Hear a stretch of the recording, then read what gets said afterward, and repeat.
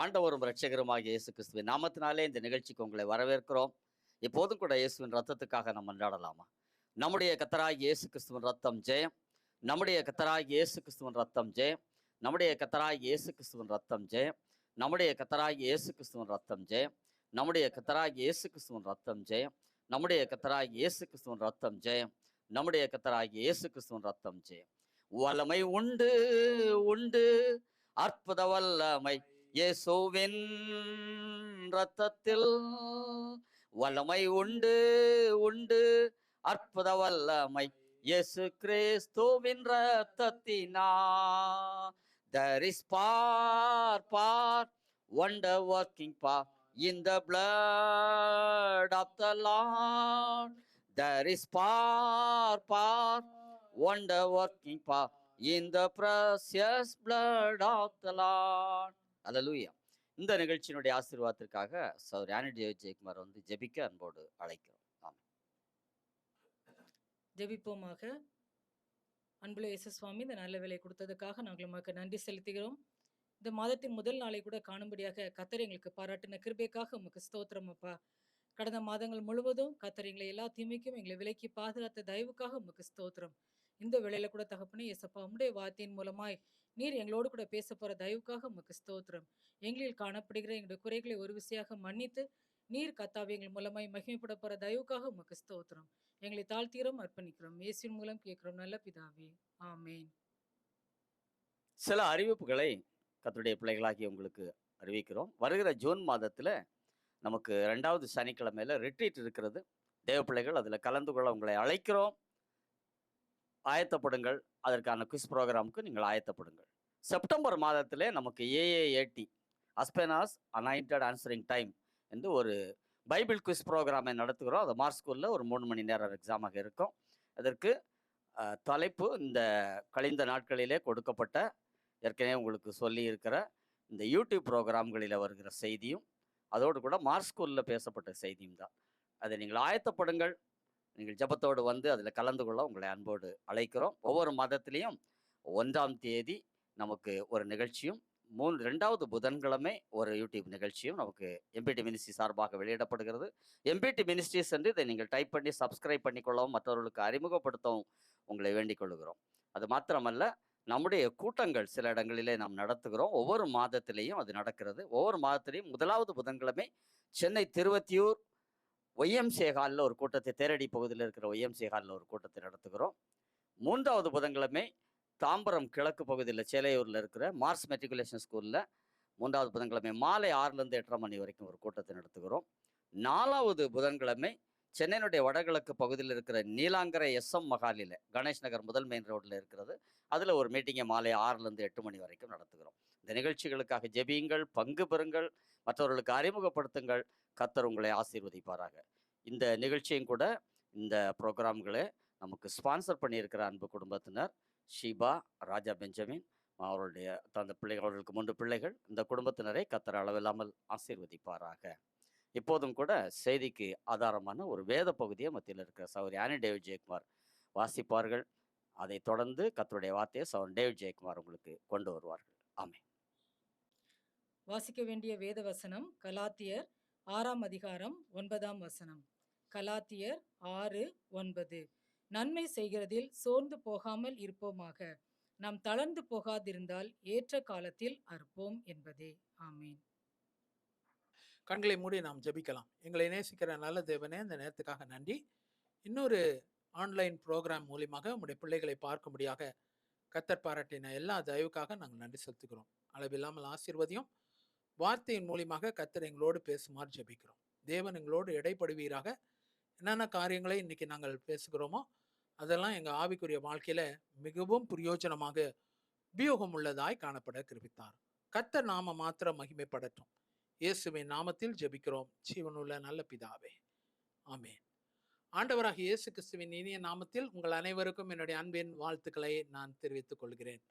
இந்த ப்ரோக்ராம் நமக்கு நிச்சயமாகவே ஒரு ஆசீர்வாதத்தை கொண்டு வரும் என்று சொல்லி நான் நம்புகிறேன். இதற்கு கொடுத்திருக்கிற ஒரு தலைப்பு என்னன்னு சொன்னா, ஏற்ற காலத்தில் அறுப்போம். ஏற்ற காலத்தில் அவர் சகலத்தையும் அதன் காலத்தில் நேர்த்தியாய் செய்திருக்கிறார் சொல்லி பிரசங்கி 3வது அதிகாரம் 11வது வசனத்துல பார்க்கிறோம். விதைக்க ஒரு காலம் உண்டு, அறுக்க ஒரு காலம் உண்டுன்னு சொல்லி பார்க்கிறோம். விதைக்கிறதுக்குன்னு ஒரு காலம் இருந்ததுன்னா அறுக்கிறதுக்குன்னு ஒரு காலம் இருக்கும். There is a period for sowing and there is a period for harvest, a period for reaping. reaping ன்னு சொல்லும் போது அறுக்கிற ஒரு காலம். தமது அறுப்புக்கு வேலை ஆட்களை அனுப்பும்படி அறுப்புக்கு எஜமானை வேண்டிக் கொள்ளுங்கள். இயேசுவானவர் சொன்னார், தமது அறுப்புக்கு வேலையாட்களை அனுப்பும்படி அறுப்புக்கு எஜமானாகிய கர்த்தரை வேண்டிக் கொள்ளுங்கள் என்று சொல்லி, எஜமானுக்கு வேண்டிக் கொள்ளுங்கள் என்று சொல்லி இயேசுவானவர் இந்த உலகத்தில் இருந்த நாட்களிலே அவர் சொன்னார். இன்னைக்கு ஏற்ற காலத்தில் அறுப்போம். உன்னுடைய விதைப்பு சமாதானம் உள்ளதா இருக்கும், அறுப்பு சமாதானம் உள்ளதா இருக்கும். யூதாவே, உனக்கு ஒரு அறுப்பு காலம் நியமிக்கப்பட்டிருக்கிறது. சிறுக விதைக்கிறவன் சிறுக அறுப்பான், பெருக விதைக்கிறவன் பெருக அறுப்பான். இது ஏதோ ஒரு விவசாயம் சம்பந்தப்பட்டது மாத்திரமல்ல, ஒரு சாகுபடி சம்பந்தப்பட்டது மாத்திரமல்ல, ஒரு அக்ரிகல்ச்சர் சம்பந்தப்பட்டது மாத்திரமல்ல, இது ஆவிக்குரிய அறுப்பை குறித்து சொல்லுகிறதாய் காணப்படுகிறது. இன்னைக்கு அதை தான் நம்ம இன்னைக்கு தியானிக்க போகிறோம்.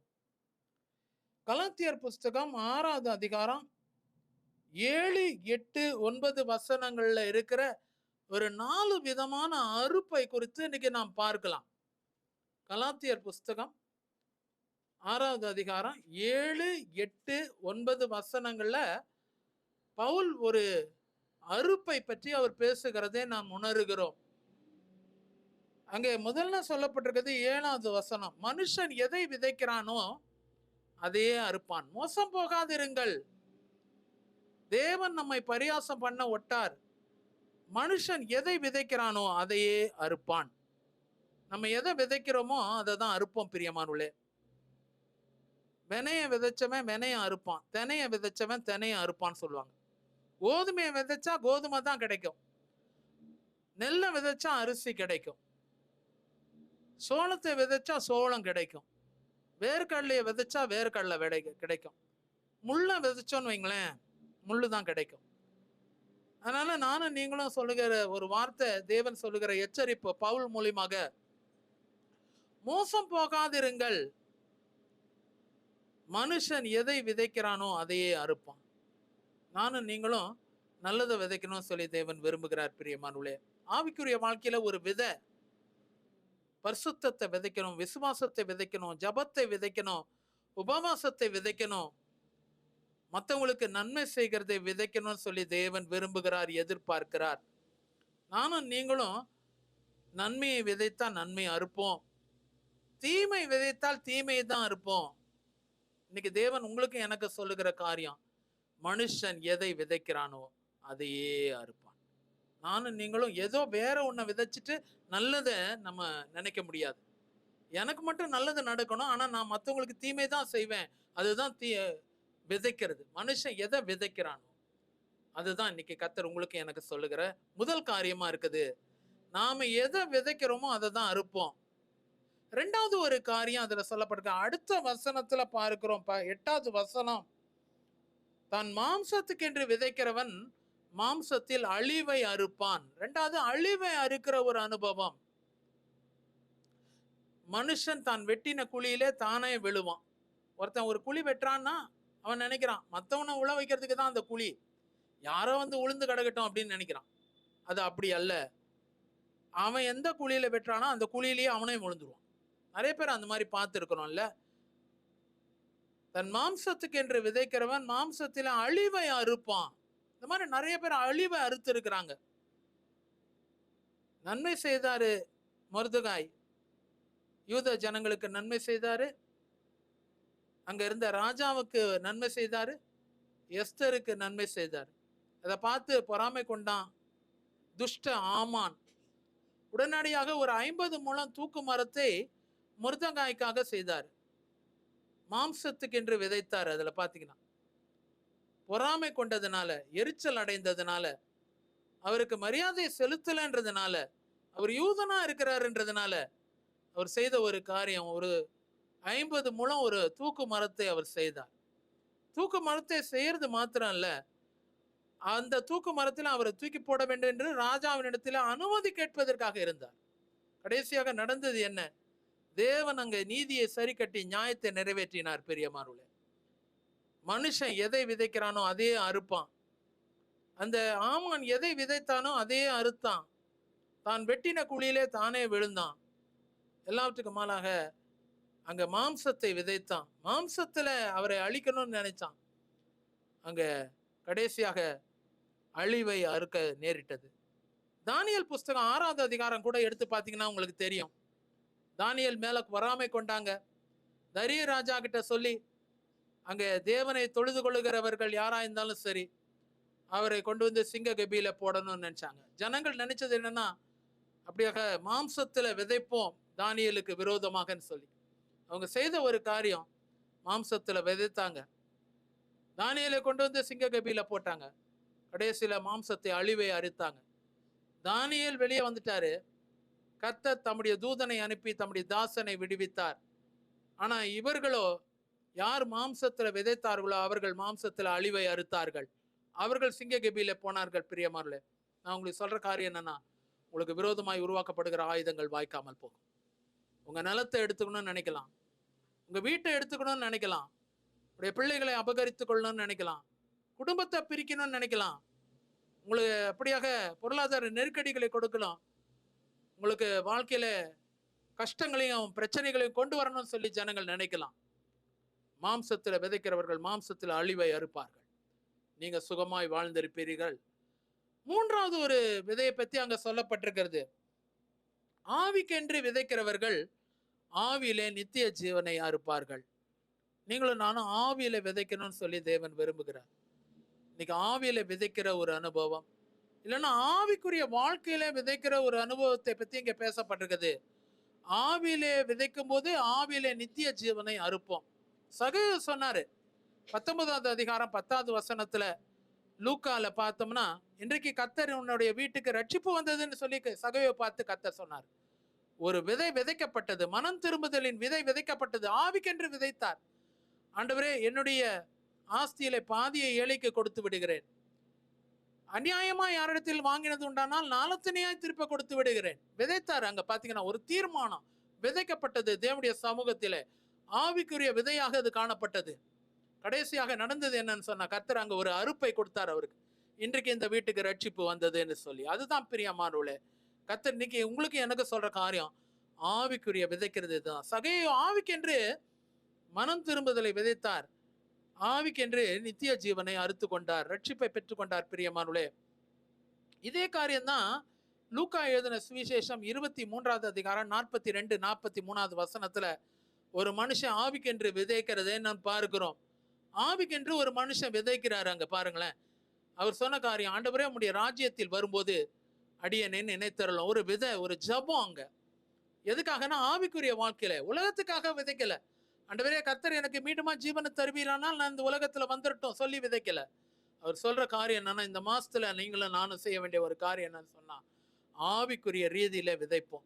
நம்முடைய ராஜ்யத்துக்கென்று விதைக்கிறோம். ஜபத்தை விதைக்கிறேன் சாமி, நம்முடைய ராஜ்யத்தில் வரும்போது அடியனை நினைத்தரலாம் என்று சொல்லி ஒரு விதையை விதைச்சாரு. அங்க கடைசியாக கர்த்தர் அவருக்கு சொன்ன காரியம், இன்றைக்கு நீ என்னோட கூட பரதீசியில் இருப்பான். ஆவிக்கென்று விதைத்த அந்த மனுஷனுக்கு, ராஜ்யத்துக்கென்று விதைத்த அந்த மனுஷனுக்கு கர்த்தர் அங்க நித்திய ஜீவனை அறுக்கும்படியாக வைத்தார். பிரியமானவர்களே, நித்திய ஜீவனை அறுத்து கொண்டார். அதுதான் காரியம். நித்திய ஜீவன் அறுக்கப்பட்டது. அங்க நித்திய ஜீவனை அவர் பெற்றுக்கொள்கிறதே நம்ம பார்க்கிறோம். அதுதான் ரொம்ப முக்கியமானது இல்லையா? நித்திய ஜீவனை பெற்றுக்கொள்கிற ஒரு அனுபவம். கர்த்தருக்கு அப்படி ஒரு காரியத்தை சகேயு ஆவிக்கென்று விதைத்தார். சகேயு நித்திய ஜீவனை பெற்றுக்கொண்டார், ரட்சிப்பை பெற்றுக்கொண்டார். இந்த குற்றவாளி ஆவிக்கென்று கர்த்தருடைய ராஜ்யத்தில் விதைத்தார். தன்னுடைய ஜபத்தை ஆவிக்குரிய ஜபமாக மாற்றி இருந்தார். ஆவிக்குரியவைகளை நாடினார், மேலானவைகளை நாடினார். கடைசியாக அவர் நித்திய ஜீவனை, பரதீசு என்ற நித்திய ஜீவனை அவர் பெற்றுக்கொண்டார். பிரியமானவர்களே, மனுஷன் எதை விதைக்கிறானோ அதை அறுப்பான். மாம்சத்துக்கு என்று விதைத்தால் மாம்சத்துக்கு அழிவை அறுப்போம். ஆவிக்கென்று விதைத்தால் ஆவிக்கென்று நித்திய ஜீவனை அறுப்போம். கடைசியாக நாம் சோர்ந்து போகாதிருந்தால் ஏற்ற காலத்தில் அறுப்போம் சொல்லி 9வது வசனத்துல பார்க்கிறோம். பிரியமானவர்களே, சோர்ந்து போகாமல் இருப்போம். நன்மை செய்வதில் சோர்ந்து போகாமல் இருப்போமாக.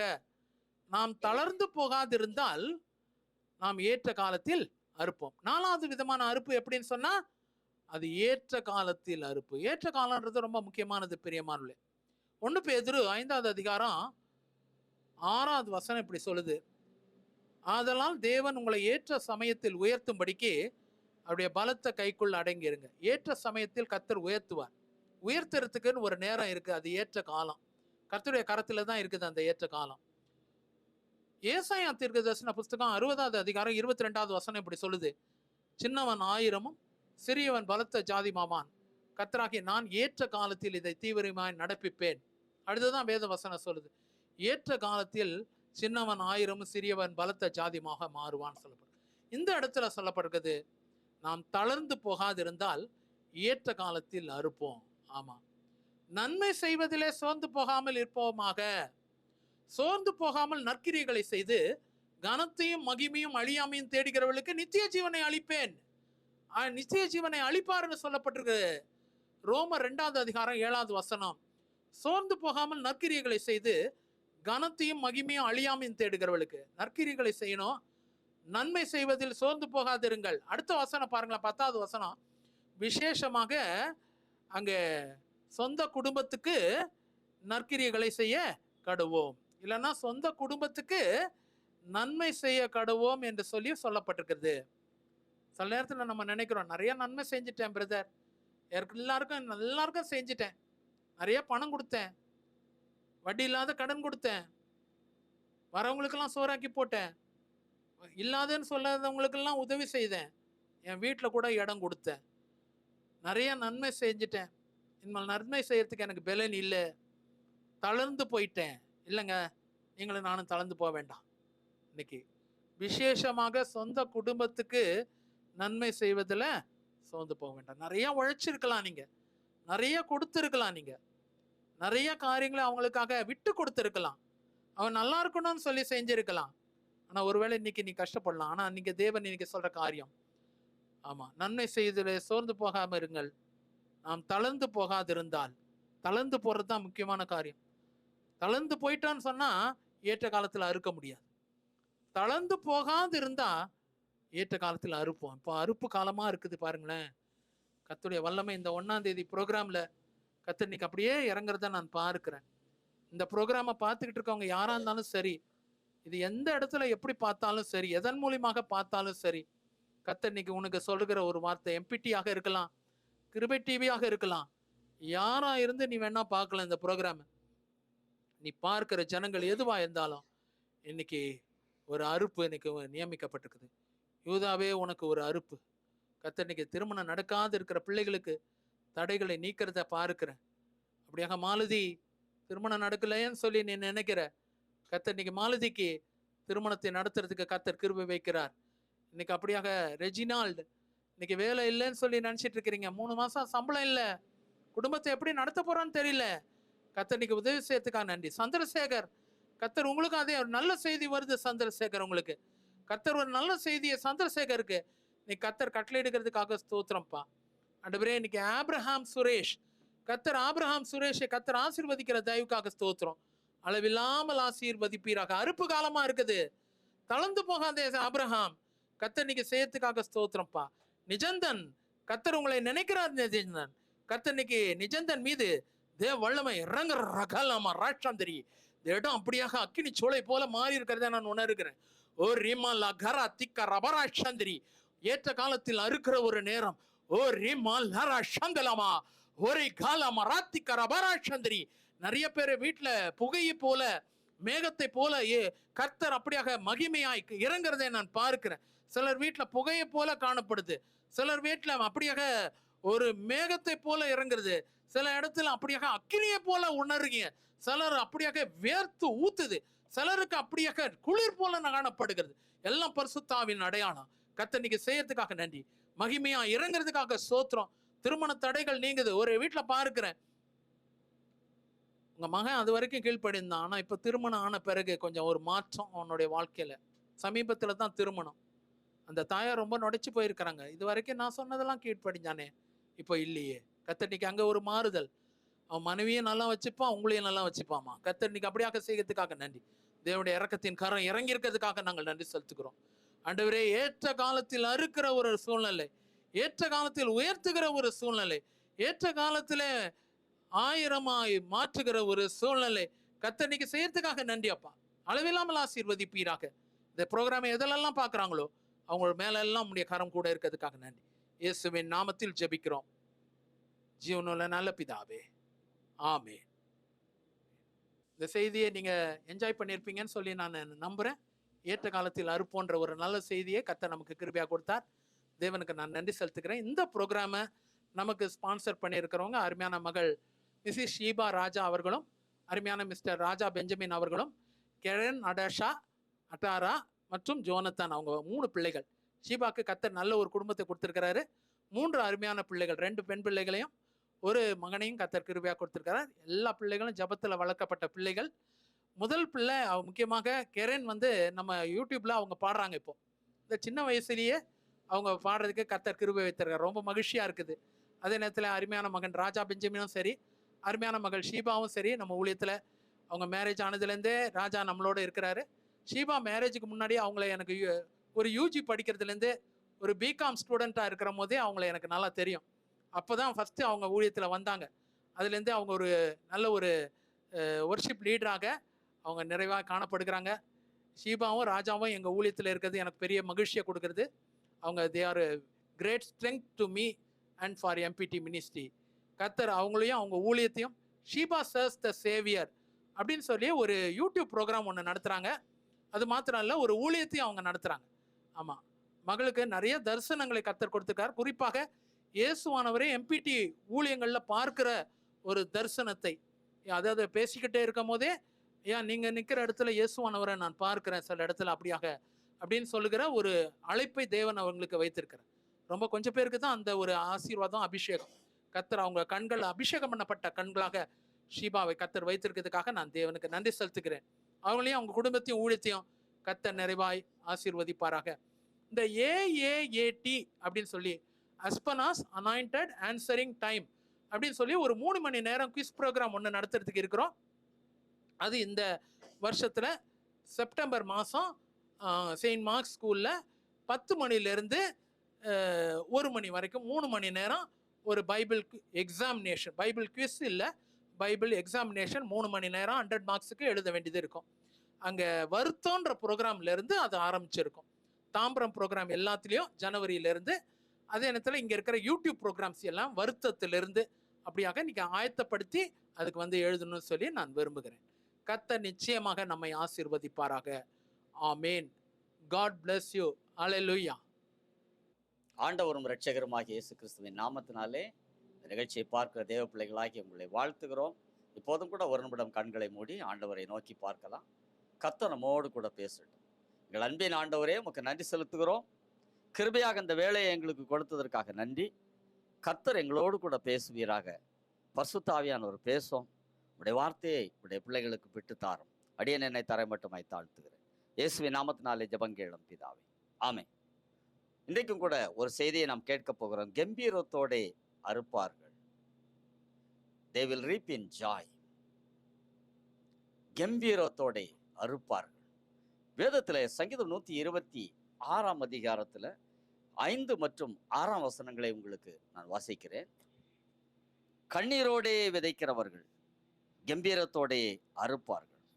Those who sow in tears shall reap in joy. அள்ளி தூவும் விதையை சுமக்கிறவன் அழுது கொண்டு போகிறான், ஆனாலும் தான் அறுத்த அரிகளை சுமந்து கொண்டு கம்பீரத்தோடே திரும்பி வருவான் என்று வேதம் சொல்லுகிறது. கண்ணீரோடே விதைக்கிறவர்கள் கம்பீரத்தோடே அறுப்பார்கள் என்று வேதம் சொல்லுகிறது. பிரியமானவர்களே, யார் கண்ணீரோடு விதைக்கிறார்களோ அவர்கள் கம்பீரத்தோடே அறுப்பார்கள். யார் கம்பீரத்தோடே அறுப்பார்கள்? கண்ணீரோடு விதைக்கிறவர்கள் கம்பீரத்தோடு அறுப்பார்கள். எதை விதைக்க வேண்டும்? கம்பீரமாய் அறுக்க வேண்டுமானால் எதை விதைக்க வேண்டும்? கண்ணீரோடு விதைக்க வேண்டும். எதை விதைக்க வேண்டும்? விதையை விதைக்க வேண்டும். சரியான விதத்தை சரியான இடத்துல விதைக்க வேண்டும் என்று வேதம் சொல்லுகிறது. மனுஷன் எதை விதைக்கிறானோ அதையே அறுப்பான் என்று வேதம் சொல்லுகிறது. நம்ம என்ன விதைத்திருக்கிறோமோ அதைத்தான் நம்ம அறுக்க போகிறோம். ஒரு விதையை விதைத்தால் அது முளைத்து அது கனி தரும். நல்ல விதையை விதைத்தால் அது நல்ல கனியை கொடுக்கும்.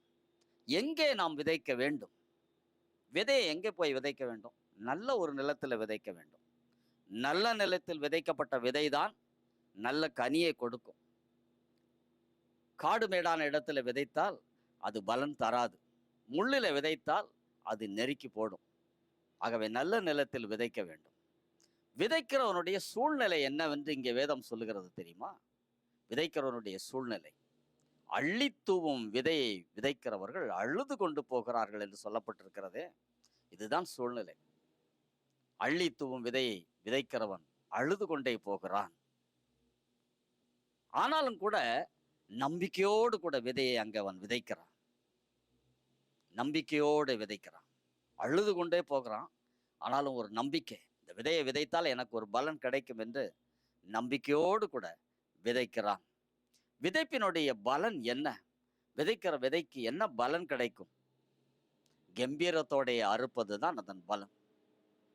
கம்பீரத்தோடைய அறுப்பது, ரீப் இன் ஜாய். விதைக்கிறவர்கள் கம்பீரத்தோடையே அறுப்பார்கள் என்பதுதான் அந்த நம்பிக்கை. அந்த நம்பிக்கையினுடைய பலன் அதுதான். ஒரு பக்கம் கண்ணீரான சூழ்நிலையில போய் விதைக்கிறோம். ஒரு விதையை விதைக்கிற ஒரு விவசாயி அந்த விதையை எடுத்துக்கொண்டு போகும்போது, அநேக நேரங்களிலே பஞ்ச காலங்களிலே அவன் கொண்டு விதைக்க போகும்போது ஒரு மழை வந்திருக்கும், அல்லது அந்த ஏரியிலே கொஞ்சம் தண்ணீர் வந்திருக்கும். அதை எடுத்துக்கொண்டு போய் விதைப்பான். அவன் எதிர்பார்ப்பான், ஒரு நல்ல விதை கிடைக்க வேண்டும், மழை தொடர்ந்து பெய்ய வேண்டும், தண்ணீர் பாய வேண்டும். ஆரம்பத்தில் விதைக்கிறோம், விதையை எடுத்துக்கொண்டு போகிறான், கண்ணீரோடு தான் போகிறான். கண்ணீரோடு அந்த விதையை எடுத்துக்கொண்டு போகிறான். இது நிச்சயமாகவே நல்ல விளைச்சலை கொண்டு வர வேண்டும், எனக்கு மழை பெய்ய வேண்டும், தொடர்ந்து நான் அதை நீர்ப்பாசனம் செய்து அதை விளைச்சலுக்கு கொண்டு வர வேண்டும். ஒரு நம்பிக்கை இருக்கிறது உள்ளத்துல. இன்னொரு பக்கம் ஒரு கலக்கம் இருக்கிறது. விதை தானியத்தை எடுத்துக்கொண்டு போகிறான். இதை விதைத்து அது பலன் தர வேண்டுமே, இந்த கண்ணீரோடு போய் அதை விதைக்கிறான். ஆனாலும் ஒரு நம்பிக்கை, எப்படியாவது ஒரு விளைச்சல் வந்துவிடும் என்று. இதுதான் ஒவ்வொரு விவசாயினுடைய நிலைமை. விதை விதைக்கிறவனுடைய ஊழியக்காரனாக இருந்தாலும் சரி, அவன் வசனத்தை விதைக்கிறான், அதுக்கு ஒரு பலன் வரும். ஒரு விதையை கொண்டு போய் வயலிலே விதைக்கிறவனுக்கு ஒரு நம்பிக்கை உண்டு. அவன் அதன் பயிரை அறுப்பான், கதிர்களை அறுத்து கொண்டு கம்பீரத்தோட திரும்பி வருவான். இதுதான் நம்பிக்கை. ஒரு ஊழியக்காரனுக்கு, ஒரு விசுவாசிக்கும் இதே நம்பிக்கை தான். இதே நம்பிக்கை தான். வசனத்தை சொல்லும் பொழுது அந்த சத்தியம் ஜனங்களுக்குள்ளே போய் அவர்களுக்குள்ளே ஒரு அறுவடையை உண்டு பண்ண வேண்டும், ஆத்தும ரட்சிப்பை உண்டு பண்ண வேண்டும். அது பரலோகத்துக்கு போய் அந்த ஆத்துமா சேர வேண்டும். இதுதான் விதையில் இருக்கிற காரியங்களாக இருக்கிறது. விதையை விதைத்தால் மாத்திரம் போதுமா? விதைக்க வேண்டியவர்கள் செய்ய வேண்டியது என்ன தெரியுமா? நல்ல ஒரு விதையை கொண்டு போய் விதைக்க வேண்டும். நல்ல விதையாக இருக்க வேண்டும். அது விதை தானியத்தை தனியாக எடுத்து வைத்திருப்பார்கள், அதைத்தான் கொண்டு போய் விதைக்க வேண்டும். தண்ணீர் பாய்ச்ச வேண்டும். சரியான நேரத்திலெல்லாம் தண்ணீர் பாய்ச்ச வேண்டும். அதற்கு தொடர்ந்து அதை பராமரித்து களைகளை பிடுங்கி உரம் போட்டு அதை அப்படி பயிர் செய்யும் போது, ஏற்ற காலம் வரும்போது ஒரு கதிரை அங்கே நாம் காண்போம்.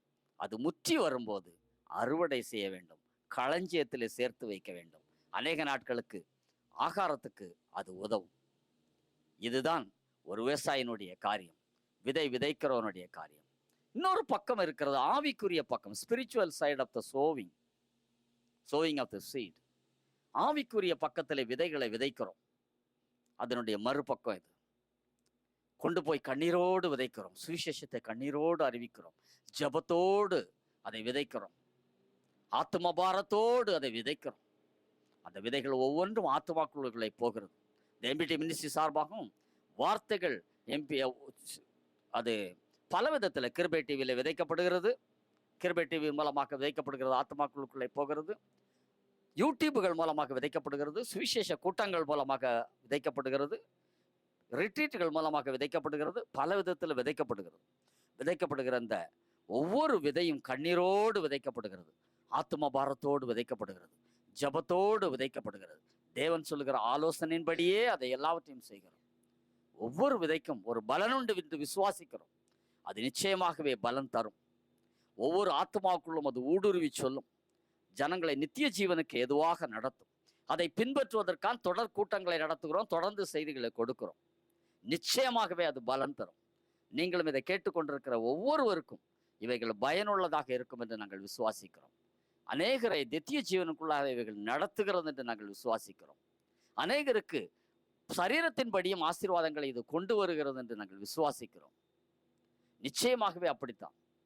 சங்கீதம் 84 6ஆம் வசனத்துல இப்படி சொல்லப்பட்டிருக்கிறது பாருங்கள். 6 மற்றும் 7ஆம் வசனத்தை உங்களுக்கு வாசிக்கிறேன். அழுகையின் பள்ளத்தாக்கை உருவ நடந்து அதை நீரூற்றாக்கி கொள்ளுகிறார்கள், மழையும் குளங்களை நிரப்பும்.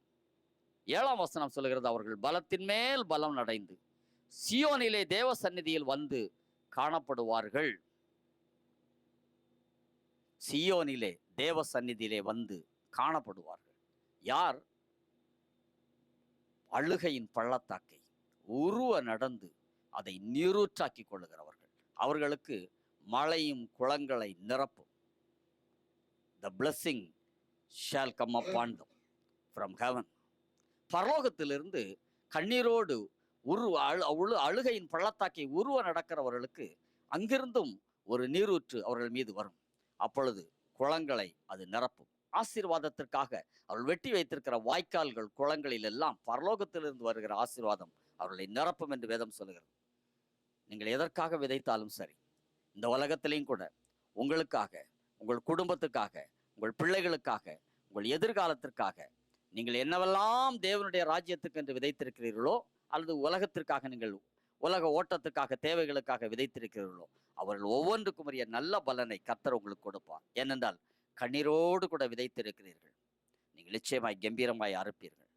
வெறுமனே சரீரத்துக்காக மாத்திரம் விதைக்கிறவர்கள் இந்த சரீரத்துக்குரிய பலனை மாத்திரம்தான் அடைவார்கள். ஆனால் நித்திய ஜீவனுக்கென்று விதைக்கிறவர்கள், தேவனுடைய ராஜ்யத்துக்கென்று விதைக்கிறவர்கள், ஊழியத்திற்காக விதைக்கிறவர்கள், தேவனுடைய ராஜ்யம் சுவிசேஷத்தினுடைய பிரபல்யத்துக்காக விதைக்கிறவர்கள். இந்த ஊழியத்திலே எம்பிடி மினிஸ்ட்ரியிலையும் கூட நீங்கள் நிறைய விதைகளை விதைத்தவர்கள் பலர் உண்டு. அந்த விதைகளுக்கெல்லாம் பலன் உண்டு.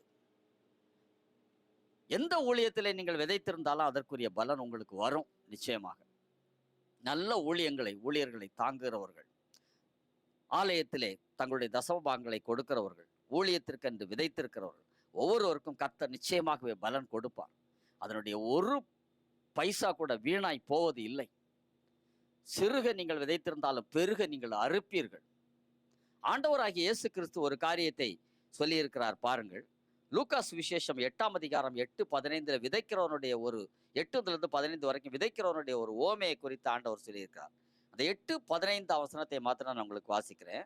சில விதை நல்ல நிலத்தில் விழுந்தது, அது முளைத்து 100 பலன் கொடுத்தது என்றார். 100 மடங்கு விளைச்சலைத்தான் ஆண்டவர் இங்கே சொல்லி இருக்கிறார். நல்ல நிலத்தில் விதைக்கப்பட்ட ஒரு விதை. நீங்கள் நல்ல நிலமாக இருக்கிறீர்கள். இப்போது நல்ல விதையை உங்களுக்கு விதைத்திருக்கிறோம். அதை நீங்கள் பெற்றுக்கொண்டு 100 மடங்கு விளைச்சலை கொடுக்க போகிறீர்கள். தேவனுடைய ராஜ்யத்துக்கும் நல்ல பலனை நீங்கள் கொடுக்க போகிறீர்கள். உங்களுக்கென்றும் நல்ல அறுப்பை அறுத்து கொள்வீர்கள். இந்த உலகத்திலே நீங்கள் வாழ்ந்திருப்பீர்கள். இனி வரும் உலகத்திலும் நீங்கள் வாழ்ந்து செழித்திருப்பீர்கள். இந்த உலகத்திலும் உங்களுக்கு நல்ல பங்கு உண்டு. மறு உலகமாகிய பரலோகத்திலும் உங்களுக்கு நல்ல பங்கை கர்த்தர் கொடுப்பார். வசனம் 15 சொல்லுகிறது, லூக்கா 8ஆம் அதிகாரத்துல, நல்ல நிலத்தில் விதைக்கப்பட்டவர்கள் வசனத்தை கேட்டு அதை உண்மையும் நன்மையுமான இருதயத்திலே காத்து பொறுமையுடனே பலன் கொடுக்கிறவர்களாய் இருக்கிறார்கள். இருதயத்திலே காத்துக்கொள்ளுங்கள். கேட்ட வசனத்தை அப்படியே தக்க வைத்துக் கொள்ளுங்கள். வசனத்தை தியானியுங்கள், ஜெபியுங்கள், ஊழியங்களுக்கு கொடுங்கள். நீங்கள் உங்கள் பிள்ளைகளையே நல்ல வழியிலே நடத்துங்கள். பொறுமையோடு இருங்கள். சோதனைகளை எல்லாம் பொறுத்து கொள்ளுங்கள். நீங்கள் நித்திய ஜீவனுக்கென்று விதைத்திருக்கிறீர்கள். இந்த உலகத்திலேயும் அறுப்பை அறுப்பீர்கள். மறு உலகத்திலேயும் நன்மையான ஈவை கர்த்தர் உங்களுக்கு வைத்திருக்கிறார். பரலோக ராஜ்யத்தில் அவரோடு கூட வாழுகிற ஒரு நல்ல வாழ்க்கையை கர்த்தர் உங்களுக்கு வைத்திருக்கிறார். நீங்கள் வாழ்ந்திருப்பீர்கள், சுகித்திருப்பீர்கள். உங்கள் குடும்பம் தழைக்கும். உங்கள் வேலைகள் ஆசீர்வதிக்கப்படும். உங்கள் தொழில்களை கர்த்தர் ஆசீர்வதிப்பார். ஏனென்றால் நித்திய ஜீவனுக்கென்றும் நீங்கள் விதைத்திருக்கிறீர்கள். தேவனுடைய ராஜ்யத்துக்கென்று விதைத்திருக்கிறீர்கள். இந்த உலகத்திலும் கண்ணீரோடு கூட ஜபத்தோடு கூட விதைத்திருக்கிறீர்கள். ஒன்றுக்குரிய பலனை கர்த்தர் உங்களுக்கு அருள்வாராக. நாம் ஜெபித்து முடிக்கலாமா? எங்கள் அன்பின் நல்ல ஆண்டவரே, இந்த வார்த்தையின்படி கண்ணீரோடு விதைக்கிறவர்கள் கம்பீரத்தோடைய அறுப்பார்கள் என்று சொல்லப்பட்டிருக்கிறபடி கண்ணீரோடு உம்முடைய பிள்ளைகள் விதைத்திருக்கிறார்கள். இந்த வார்த்தையும் கூட நாங்கள் கண்ணீரோடும் மனபாரத்தோடும் கூட விதைத்திருக்கிறோம். ஆத்மா பாரத்தோடு விதைத்திருக்கிறோம். இவைகளுக்குரிய பலனை கர்த்தர் நம்முடைய பிள்ளைகளுக்கு இப்பொழுது கொடுக்கிறீர். ஆத்துமாக்களை அறுவடை செய்கிற நேரமாக இது இருக்கிறது. கேட்கிறவன் எவனும் பெற்றுக்கொள்கிறான். இதோடு இந்த நேரத்துல ஜெபத்துல இணைந்திருந்து எங்களோடு கூட கேட்கிற நம்முடைய பிள்ளைகளுக்கு அவள் கேட்கிற காரியங்களை கொடுப்பீராக. அது மாத்திரமல்ல, இந்த உலகத்தின் காரியத்தை மாத்திரமல்ல, நித்திய ஜீவனையும் அவர்களுக்கு நீர் கொடுக்கிறதற்காக உமக்கு நன்றி. இறுதி வரையிலும் வசனத்திற்கு வருகிற எல்லா சோதனைகளையும் துன்பங்களையும் கூட சகித்து கொண்டு பொறுத்து கொண்டு பொறுமையோடு இந்த ஓட்டத்தை ஓடி முடிவிலே நித்திய ஜீவனை சுதந்திரித்துக் கொள்வார்களாக, நித்திய ஜீவனை அறுத்து கொள்வார்களாக. இந்த உலகத்திலே அவர்களுக்கு ஒரு குறையும் இல்லாமல் கர்த்தர் அவர்களுக்கு அறுப்பை 100 மடங்கு கொடுப்பதற்காக நன்றி. உமக்கே துதி கன மகிமை செலுத்துகிறோம். சகல துதி கனமும் உமக்கே உண்டாவதாக. இயேசுவின் நாமத்தினாலே ஜெபம் கேளும் பிதாவே, ஆமென். கர்த்தர் உங்களை ஆசீர்வதிப்பாராக. ஆமென். God bless you.